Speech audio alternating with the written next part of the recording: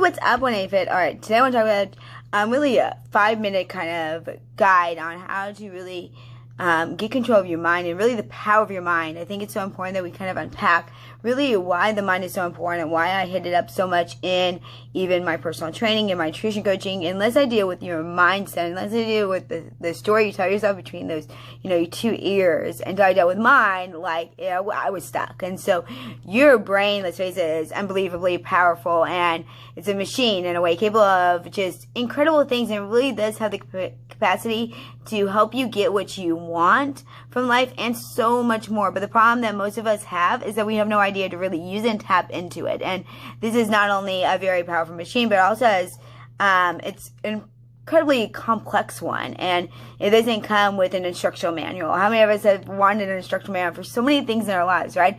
The results that we often seem and seem to can be at odds with our brains. So if you ever felt like you had the devil on one side and the angel on the other side, or we want to do one thing, but yet our activities, we do something else, and it doesn't make sense. And so we want to do one thing, and our brain seems to want to do another. We want to focus on work and get lots done, but our brain just wants to eat cake, right? We want to be creative and come up with amazing ideas, but our brain just ends up drawing a blank. So a lot of control over our brains, we leave to the whims of biology, and that means it becomes very hard for us to set goals and stick with them, and we end up floundering rather than actually being able to go after the things that we really, really want. And in the end, we are less happy, and we are more stressful and less successful. So how can we change all that? Can we? How do we take back control of and actually harness the power of the mind? So today, my goal is that you will learn precisely how to do that and how to get your mind to work for you and not against you. And so, in case you haven't met real quick before, my name is Jen Flake. I'm simply your holistic empowerment coach. I do my own 180 in life when I was sick and tired of going running after diet fad to entry promise programs, not getting the results that I want for my life or for my clients. I have 20 years of experience in the industry, from personal training, group fitness instructor to a life and empowerment coach, nutritionist, and an background as an educator. So I bring you the complete program. My method is very unique. We talk about our micro habits that lead us to results. So if you're someone who really struggles with having lost the weight, if you're someone who wants a different approach, wants a holistic approach, wants the truth, not a quick fix, but really something that is lasting change, doable, sustainable, practical. If you're a binge eater, emotional eater especially, I encourage you to like, subscribe, follow wherever you are listening. If you're listening on my podcast, or if you're listening to this on my YouTube channel, please go ahead and hit that like button, leave a review if you're on my podcast, and that really helps. Share with someone that you know needs this, so that I get this message out to more people, because there's a way to be successful.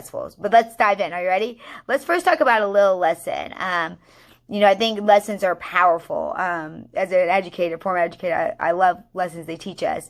And I want to talk about a lesson that can teach us about what our brain is and what it isn't, and how it attempts to help you. So we'll look at why it can sometimes seem like it's even being belligerent in a way. The first thing to remember is that as your brain is not designed to work in today's modern environment. Did you hear that? Your brain is it's not designed to work in today's modern environment. Your brain was designed to help you survive in the wild, which essentially meant avoiding getting in and making sure you stay well fed, right? It meant keeping you warm and dry and out of the rain. It meant ensuring that you passed on your genetic material, right? You had babies. What our brain isn't designed for is sitting in an office and working to a deadline. It's not interested in getting you out of debt much either, honestly. So bearing in mind that the priority is to keep you alive. It's to keep us safe and alive, right? It's survival. That means it's mainly focused on registering the things that are going on in your body and psychology. So do this, right? It converts your feelings and your sensations into emotions and into ideas. We think that we're sad because we had a bad day. We are not. We had a bad day because we are sad. And why are we sad? Probably because we are overtired. Maybe it's because we're, underfed, or maybe we're not nutritionally fed, or at least this is often the case. In other words, your body responds to what's going on around and then produces relevant emotions to ensure that you get the things done that you need to. So so we know on the basic level, let me put it this way, that you probably aren't aware of just how deeply this rabbit hole honestly goes, or how fundamentally important your psychological signals are to your well-being. When you are hungry, this means you have, a dip in your blood sugar. The dip in blood sugar then results in your enemy dipping, right, and sends them alarm bells, right, to make your body, right. It produces adrenaline to make you feel hungry. It also produces cortisol, stress hormone, which also, problem here is, right, the objective here is to motivate you into getting something right into your system that you need in order to get fed, whatever it is. The cortisol rushes through your brain and makes you anxious, angry, and that is why people get hungry. The result might be that you have an argument with your other half and end up upsetting them. If only you had stopped, to the extent that maybe you were just hungry. Sometimes we get out edgy, right? I know this from teaching first graders. Sometimes we'd get into complete different monsters when they were hungry. They were completely different kids. And I was like, oh my gosh, let's get you some food, buddy. And so what happens when you eat then? We have a release of cortisol sugar. It goes into the bloodstream. And then it's absorbed. So it leaves behind the hydroglycerin, which is converted into really serotonin, which is the feel-good hormone, okay? So we think of when we serotonin, when we feel good as a result, you feel great. Later this converts into melatonin, the sleep hormone. So we feel great and then we're tired, right? We always say there's that crash. So struggling to get your work done, struggling to focus on what you need to do. Could it be because you just ate? Would you be more productive if you shifted your routine and priorities around a little bit? There are many examples. If you have had brain fog, this could be because, flora in your gut are producing, melatoxins. Fixing your diet might actually help that. Or maybe you don't have enough positive bacteria is another thing that could be at play here. It could be down to the fact that you have an underlying illness that's causing inflammation or pro-inflammatory, issues. This actually works, it inhibits the neurotransmitters, causing it to be less productive and making you sluggish and struggle to focus. So there are key things in our diet. We don't realize how much what we fuel ourselves, it makes such a big difference. And if you're struggling in some way, normally we can go back and we can look at our diet and go, oh my gosh, if I change this, or maybe my body doesn't respond to this type of food very well. Or maybe, man, I've been eating a lot of crap lately. No wonder why I don't feel good. Even the temperature affects how awake and focused we are, right? And the way we breathe. So if you want to get the most out of your brain, the first thing we need to do is to get a better understanding between the link between your brain and your body. Your body defines the way you feel. And if you want to feel positive, driven, energetic, and motivated, then you need to make sure that you support it with the right kind of fuel, the right kind of lifestyle, and more. You need sleep, you need to eat, you need to fix your schedule so you are being productive in the times your body naturally peaks.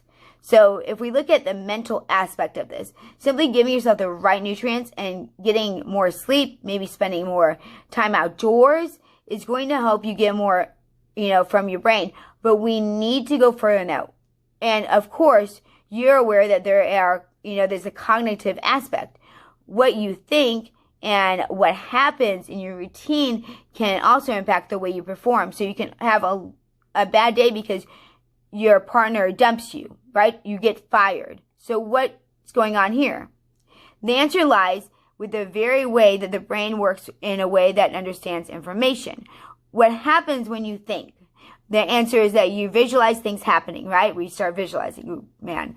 Okay. Anyone have gone down that rabbit hole before? And then the way you do this is by activating brain regions though it was actually happening. So sometimes a brain doesn't really know the difference between what we imagine and what's actually happening. This is also how the brain, innately really understands. So when someone tells you a story of how they trek through the woods, you picture yourself doing that, right? The same brain areas light up as though you're really trekking through the woods. You might feel slightly cool as the wind blows against you, or you might feel the branches under your foot, or you might not be aware of it at all.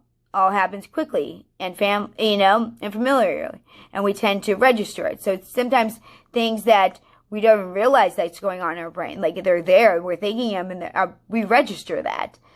But the point is that as far as your brain is concerned, you're walking through the woods. It's not going to burn calories, but simply imagining, being somewhere calm or reading about a calm situation. That's why mindfulness meditation is so powerful. You can stimulate the same response from your brain and your body. You can get into calm, relaxed, and creative states. We are most creative when we are relaxed. And what does this mean is that you can also trigger changes in your mental state and your body simply by imagining things and picturing your future. So when someone tells you you are in debt, tells you you're in debt, you may even unconsciously picture yourself being homeless, being audited, being shouted by your partner. You picture things, that have this negative aspect on your well-being and your psychology. And your body responds in kind as though you were in real physical danger. This causes a sudden response, right, to increase, heart rate, a rapid breathing, contracted muscles, and suppression of the immune system, digestion, stress. Then what happens? We have cortisol release. We want sugar. We want to go eat those negative things that we don't need to eat. We're not even really hungry, but we're stressed. We've triggered this response just by our thinking. This is how the body responds to a threat. It's fight or flight mainly. We have that freeze too, but mainly fight or flight is what we see. And you really are getting, you're really getting chased by a lion. No, not really, right? You're sitting in your office.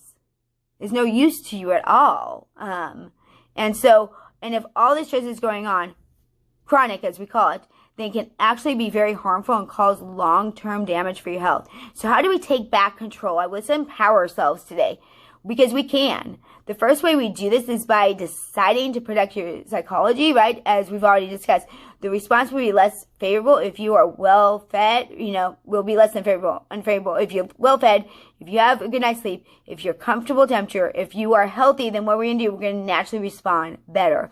But at the same time, you can also choose to change the way you react to situations. And this is a lot of what I've had to do with my own life.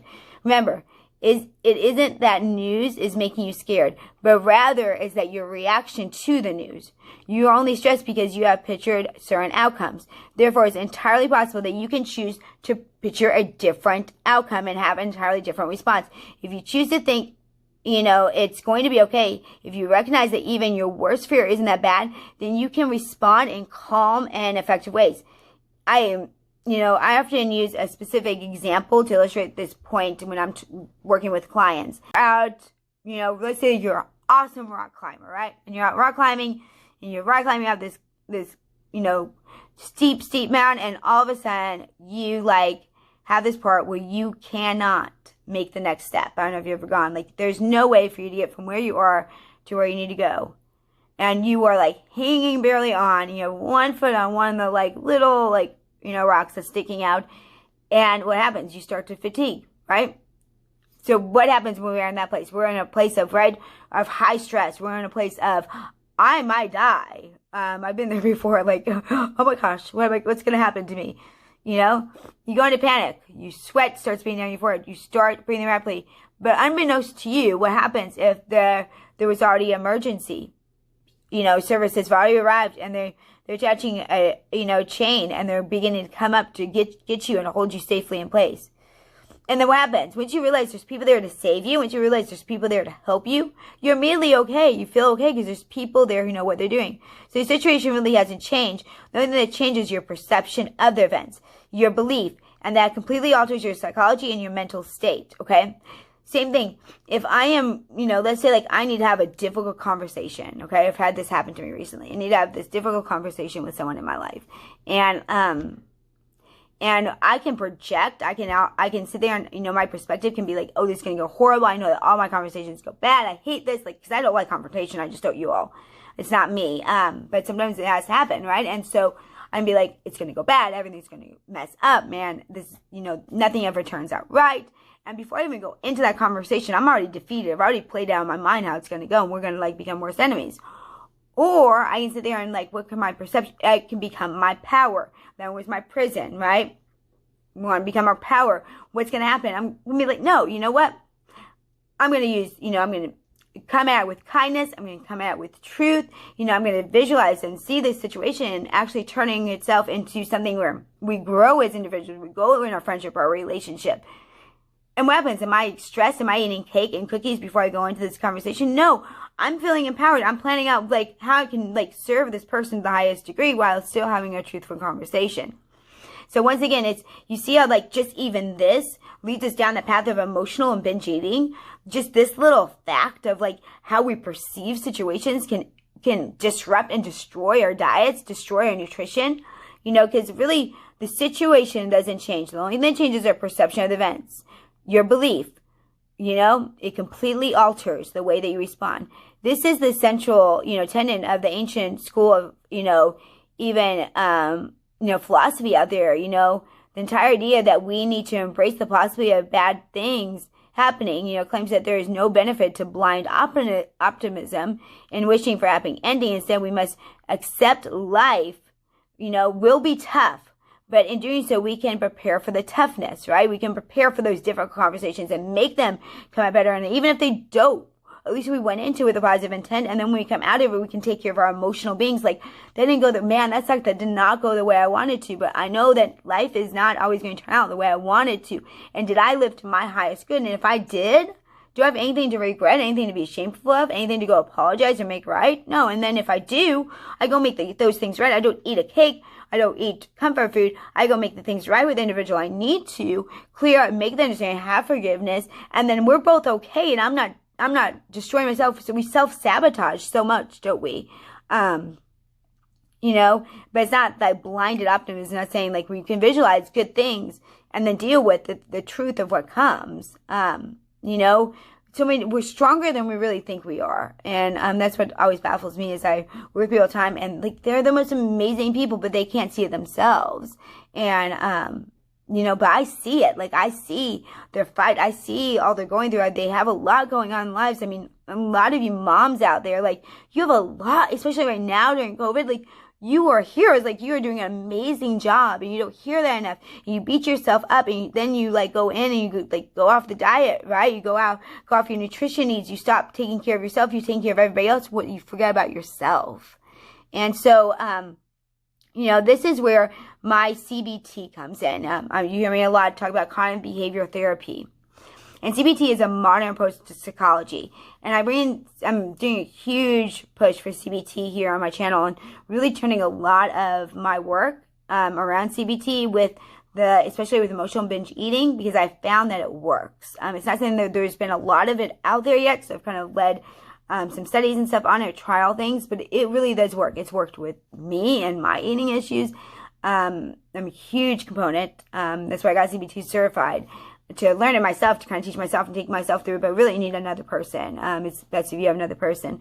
But I'm writing a whole entire curriculum that will lead you through, so if you can't afford one-on-one coaching, you don't have the time to do that, if you want to do something self-paced for your emotional and your binge eating, there'll be a course that actually walks you through that, so it'll be launched sometime this week, so November 1st, 2020. So in case, if it's a week after that, then it's already in the show notes, so go grab it and check it out. But CBT is really just a modern approach to the psychology. The objective is to look at the negative thoughts and beliefs and then challenge them and remove them, right? And so let's take a look at a debt. Let's say like you have a lot of debt, okay? You have a lot of money you owe. Sure, it's not ideal, but the worst case scenario is that you would lose your savings and go bankrupt. You might be forced to sell your house, correct? But would you be homeless? No, you'd be on benefits, right? Most likely you'd have some kind of benefits. You'd have something there. What if for every reason you weren't provided with housing? Then do you have a mom or a friend you can move in with? What if you can't find work again? Well, then you can always work for a friend or start a business, right? I mean, when I lost my when I had to stop teaching, like I didn't have a backup plan, y'all. I went through a year of really darkness and like trying to figure things out. And then I was like, I want to start my own business. Let's go for it. You know, sometimes what seems like our greatest defeats, what seems like the thing that hits us the hardest, man, in life, the thing that knocks us down, takes us through the darkest nights, really turn out to be the turning points in our lives that lead us to the grandest of victories. If I didn't start my business, then there's several other things in my life that wouldn't have taken place. I wouldn't be here before you. I would still be probably a perfectionist, like trying to, like, scared to do anything that was wrong. I'd probably still be very stuck in some of my old patterns or no ways. I wouldn't have made the changes I needed to in my life.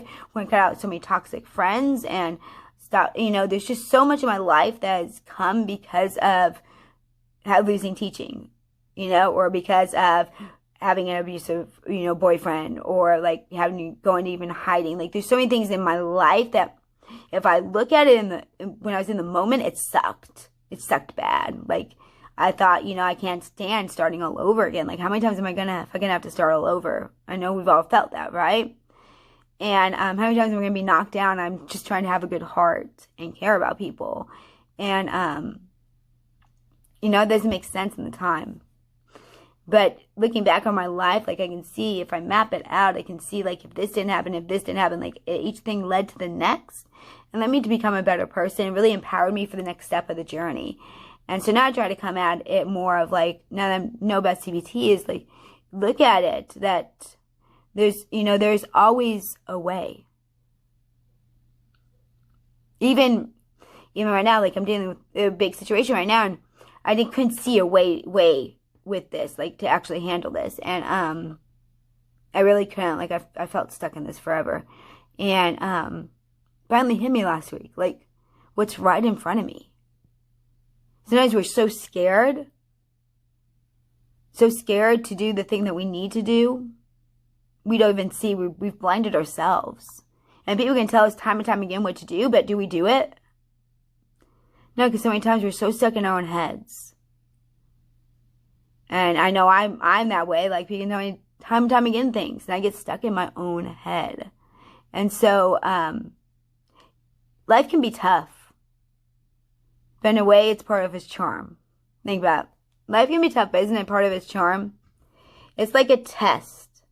And if you have a plan and you're willing to put in the work, if you're willing to realize that the ups and downs and the unpredictabilities are going to come and it's not always going to make sense, then we'll be fine. Once we know that, we can tap into the reservoirs of power and strength that we never had before. There are times in my life, like there are things that I've done that I've never thought I'd be able to do, but in the moment when you have to, what happens? You rise up, like, right? We're resilient people. And so, and if you do find that reserve, and if you use visualization to picture the reason you're doing what you're doing, and in my other videos, I'm going to do that deep why. Make sure you like subscribe, follow, because I'm going to start a whole CBT series especially for emotional and binge eating. This week is really launching, and then my course as well. But you tap into this visualization a lot more, because we have to picture the reason why, and that deep why goes into this. And I don't want to take time here. I have a couple other videos about why, but a little more depth on it. We can see the tangible reward at the end of the road. And when we dip into the incredible, well of motivation, creativity, power, and determination that we all have. And this is how we unlock the true potential of our brain. And how we can achieve these flow states and these untapped power that I'll be talking about more in the full guides. We delve into this in, much more detail coming. So check it out, and make sure you follow this playlist and watch your brain unlock its full potential. And one final thought on our lives. And in my life, I've gone through a lot, and a lot of times I could sit and question, like, why do these things happen? We can all go to the place of why me, right? I'm not saying that my story is any harder or any better or anything than anybody else's out there. And I don't know your story, and I would love to know your story someday, because I'd love for you to feel heard and understood and cared about. I think that's really missing in this world. So many of us have stories that no one really takes the time to hear and not judge. How many times have we felt judged for our own stories that people just didn't walk in our own shoes? So I'm here to judge. I think we each have a story. And so I think in my life, and I'm pretty sure I can say probably for yours too, if you really listen to this, the times when things have just fallen apart, whether it be my own doing or not even my own doing. Sometimes we're kids and there's nothing else we can do, right? Sometimes even as adults we feel powerless because we've lost the ability to see that we have our own strength. And that's the truth. But I know deep down that everything we go through is for one of three reasons. One, sometimes we just need a kick in the booty, right? Sometimes we are just not doing things the right way, and we need change. Like, we need to learn a lesson. I truly believe that. Like, I've gone through plenty of stuff. I'm hard-headed, y'all. You know, I've tried things out myself to know they're wrong. And so there's been plenty of times that I've had, like, just be kicked in my ass in a way, and wake-up calls. And sometimes we're on going down one direction, and our life is demanding that we go down a different direction. And for me, I'm such a committed person that it's like the writing has to be on the wall. There has to be like, Jen, get out of here, you need change. I mean, that happened to me. And when I got divorced, it was like, finally, it was like, there's no other, like, this is it. Like, but for 10 years, I fought for that marriage, right? And then, same thing with my 6-year relationship. It was like, okay, like, once I saw, like, how he was out to get me, like, oh my gosh, like, it's like, die or live. Well, you're going to choose to live even and do what you have to, even if it's like the scariest thing you've ever had to do. Same thing with jobs. Like, I'll stay at a job until I was done wrong. And I'm like, oh my gosh, like, I have to leave. And then it leads me to that next thing, right? Stopping teaching has led me to do my business, to be here for you, to show up for you. Like, oh my gosh, I wouldn't be doing this right now. I'd still be teaching, which I love, don't get me wrong, but this is really where I need to be. I know that. And so a lot of times, you know, we resist it. We resist the change. We just resist the bad things, resist them. But sometimes it's like, we didn't listen. We didn't see the signs. And so we're being forced to make a change because we need to go a different way. And I think more times than not, more times than learning a lesson, more times than us changing things in life, is really the third reason. And this has brought me the most peace and the most, it brings purpose to our pain. I have a video called Beautifully Broken, and I believe this is how we become beautifully broken. I'll link it so you guys can see it on the podcast. There's my podcast too, Beautifully Broken. Check that one out. But I think a lot of times in life, you know, I wouldn't be here today being talked to you about a lot of the things I do unless I went through it myself, and really went through a lot of it alone, for whatever reason, and trying to figure things out and struggled. And I know what people need in those times. Not that every situation is different, but there's certain underlying themes. Like, I know when you're down and when you're struggling, you know, the last thing you need is another kick. Last thing you need is another person telling you what you should do or shouldn't do, or you know, putting another thing to you. Sometimes you need someone to come sit beside you. You know, I get it when, you know, the struggles with eating. I get the different, you know, the mind control and all those kind of things. I get having to start over and over and feeling you've been knocked down. I get what's abuse is like. I get that stuff. I get being stuck in your mind. And it's just so much I get. And I believe that we go through things in life. Honestly, it's not about us. You know, luckily I had an experience when I was a kid that made me realize that life is not about me, and it's about how many people I could show up for and smile and make smile. And I always want to make 3 people smile every day, make their heart feel good. So I had one experience where I was able to do that when I was young, and even when I was sad, like, it would make my life so much better. And now I realize, like, all these things I've been through, I sit here before you today because I've been through those things. I think I offer a very different approach than anything out there because I've been through those things. Had I not been through those things, I wouldn't be here. I wouldn't be able to sit with you when someone calls and they're suicidal or they're in an abuse situation. Like, I know how to show up for those people. When people are really struggling, like, I don't have a problem, like, dropping everything and showing up for people because I know what that's like. Like, I know what it's like to feel so alone. And I know how to sit and listen to people and help them feel heard and understood, because I don't know what it's like not to be misunderstood. You know, and so it makes us thankful for what we go through. And a lot of times I think when we talk about our mind, and even CBT, I encourage you to sit down. If I give you one activity to end today, sit down and map out your life. Okay, all the kind of difficult things that happen, just put it on a timeline. I've done this, and then see how they link. Like, if this bad thing didn't happen, then what if that bad thing didn't happen? What did that bad thing lead to? And watch your line go down and realize that if any one of those things didn't happen, the ultimate goodness in your life wouldn't be here. The ultimate impact in your life wouldn't be here. You know, another illustration I give is like, I view our life as a masterpiece. And that, you know, there's this, you know, whoever God or whoever the universe, whatever, or higher self doing stroke by stroke, right? And we can look at the stroke, and maybe it's an ugly color, number one, like those ugly colors, you know, and number two, it's the oddest shape. Like, why are you putting that on my masterpiece? It's my masterpiece. Don't put that there. But I believe at the end of our lives, when we step back and we can see our masterpiece in full view, we'll realize that stroke was absolutely needed. And if that stroke wasn't there, then our masterpiece would never be our masterpiece. So we have to embrace those difficult things. And it's hard. I know I'm working through some stuff right now. Like, it's hard. It sucks. But remember, each stroke is creating the masterpiece in our lives. And each stroke is either going to make us better or put us in a journey in a direction that we need to go, or it's simply not about us, and we're going to be able to show up massively for somebody in the future. Because we know what they need during that time. And the greatest tragedy that would ever be is to allow our minds to get the best of us and to hinder us from ever becoming all that we're meant to be. The worst thing ever would be to allow our minds to cause us to self-sabotage, to overeat, to make us feel insecure, to not go out and do things, not meet the people we meet, to not have the influence we're supposed to have, to not, you know, engage in situations we're supposed to engage in, because only you can fulfill what your dream is, right? I think all of us have a dream in our heart. We all have a purpose, a mission. We have something we want to live more for. And unless we tap into that and live that, nobody else is going to live it for us.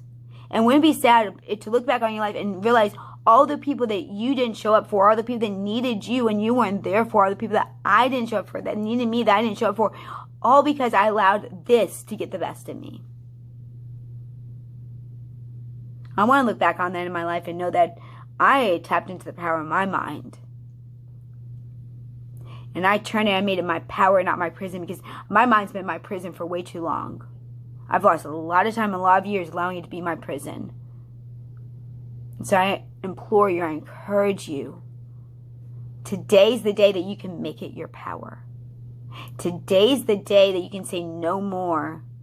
I'm going to start doing the things I need to take over and take control of my mind. And I start looking at things from a different perspective, because it has to start with our perspective, you all. And when you start thinking, I want you to ask yourself, every thought, like, is this causing a prison or is this causing a power? And you know what? We have the ability to change it. That's the awesome thing. And sometimes you'll catch it as you've already spiraled down. If you're like me, like, I didn't catch it at the first thought. I caught it like 10 down as I spiraled down this negative loop. But hey, catch it, right? As long as we're catching it, we'll get better and better over time. And so I hope this helps. If you have any questions from what I discussed today, please put it in the comments. I love answering your questions. So I'll get a lot of my share. If you have questions about the CBT and how it actually relates to emotional eating or our fitness and our health, ask that.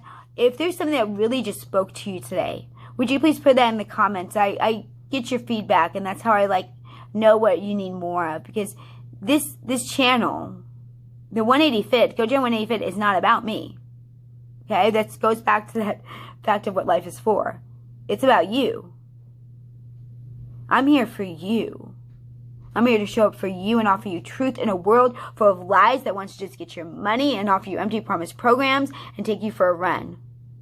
I've been a part of that, caught up in the wrong side of that, right? Where I felt taken advantage of, all those kind of things. And I'm not willing to do that to people. I know that can be hard to really grasp and be like, say, all right, everyone says that. But I want you here. I'm here for you. You matter. You are important. You have a purpose. You have a reason for being on this planet and this earth, and I want you to live life to the fullest and not be hindered by any part of it, because it's our daily micro habits, the things we do daily, that lead us to the greatest success or the greatest failure in life. And we have the power of which way we go with it. So, as your friend and your coach, I'm honored to be here. Please like, subscribe, follow wherever you are, if you're on my podcast, or if you're on my YouTube, because this is I'm doing both, putting this out on both of them today. Please forward this to someone that you know needs to hear this message today, or whatever part, and comment, let me know you hear. If there's any way I can show up and serve you, it would be my honor. Hope you hear that. Like, I'd love to hear your story. I'd love to get to know you. I know I'm just a face across the screen right now, but my heart really cares. It runs deep. And I know that no matter what you've been through, no matter who you are, no matter where you've been, you know, I have a saying when you walk in, don't judge the story by the chapter you walked in on. I'll never judge your story. I'll never judge your chapter. We're all just learning and growing and trying to do the best we can, right? So, I'm here for you. That's already ready to reach out to me in the show notes. If depending on when you watch this, check out my CBT course that I'm launching, or check out the playlist. Let me know what else I can do for you. I can show up for you. I believe in you. You're worth it every step of the way. Be brave, be kind, live authentically. You know what? Always shine. And remember, you're just one habit away. Make that 180, because we all need a 180 in our lives. I did. Go a new way. Let's say no more diet fads, no more empty promise programs. Come the 180 fit way, where truth that's sustainable, realistic, and practical, where someone really cares about you, exists. All right, tribe. Until next time. Thanks.